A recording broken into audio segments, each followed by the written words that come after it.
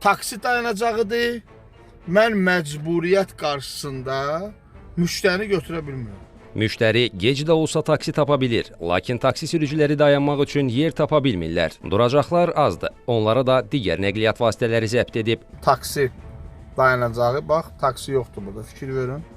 Taksi dayanacağı, hamısı şəxsi maşınlar dayanıb. Xəbər ertəsinin qaynar xəttinə daxil olan şikayətlərdə də sürücülər bildirirlər ki, onlar üçün yetərli sayda dayanacaq yoxdur. Bu səbəbdən də ya müştəri ilə mübahisə yaranır, ya da davamlı olaraq cərimələnirlər. Elə müsahibimiz Namiq İmanov da problemdən əziyyət çəkənlərdəndir. Deyir ki, onlar üçün ayrılan dayanacaqlarda başqa avtomobillər park edilir. Dayanacaq tapmadığı üçün alternativ yerdə saxlayan müsahibimiz dəfələrlə cərimələnib. Bəzi, məsəl üçün, taksi üçün var yerlər, dayanacaqlar var, çox gözəl. Amma orada gəlsən, hamısı şəxsi maşınlar saxlayır. Fikrət Əmirov küçəsi var, bax orada müşahidə etmişəm. Zooparkı yanında müşahidə etmişəm. Gəlirsən, orada maşınlar, başqa maşınlar yanır. Bəli, müştəri var ki, başa düşür, deyir, özü zəng edir ki, bəs, qardaş, mən bilirəm, orada saxlama olmaz, mən filan küçədəyəm, amma sən biraz qabağa gəl. Amma əksəriyyəti deyir ki, yəni mən burada dayanmışam, bura gəl. Yaxşı, biz müştərini harda düşürdək, harda 30 lira. Elə deyir, saxlama, saxlama cərimə, saxlama cərimə, saxlama cərimə. Müsahibimiz bildirir ki, xüsusilə ticarət mərkəzləri, metro stansiyaları və bazarların ətrafında vəziyyət daha da çətinləşir. Bax, bu boyda küçə. Görürsünüz, bir dənə boş yer yoxdur. İnsandır, çıxır, yaşayış binasıdır, məsəl üçün, bax, bu restorandır, nə bilim. Hər bir yerdən çıxa bilər də insan. Bu müştəri əgər komfort oturduğu yerdən taksi sifariş verə bilmirsə, sabah deyəcəm, mən niyə taksi sifariş verirəm? Baxın, sol parking, sağ parking. Müştəridir, çıxır, mən harada saxlayayım?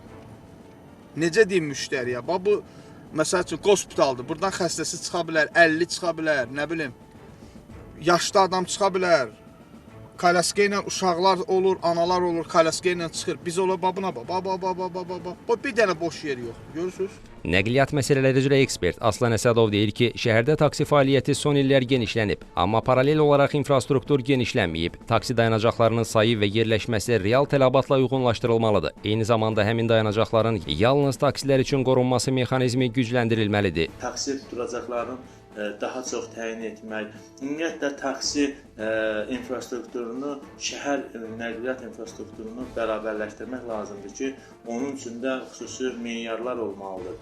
Burada sol zolaqda saxlayan nəqliyyat vasitələrinin və yaxud taksi duracaqlarının parklanma kimi istifadə edilməməsi və yaxud digər ərazilər üzrə ənənəvi taksi metodlarının yaradılması. Bir sözlə, taksilər şəhər infrastrukturunun ayrılmaz bir hissəsi, xüsusi olaraq nəqliyyat konsepsiyasına aid olan bir tərz olmalıdır. Məsələ ilə bağlı Yerüstü Nəqliyyat Agentliyindən isə bildirildi ki, Bakı şəhəri üzrə 147 ünvanda 550 taksinin dayanması üçün yer mövcuddur. Hazırda bu istiqamətdə kompleks yanaşma tətbiq edilir.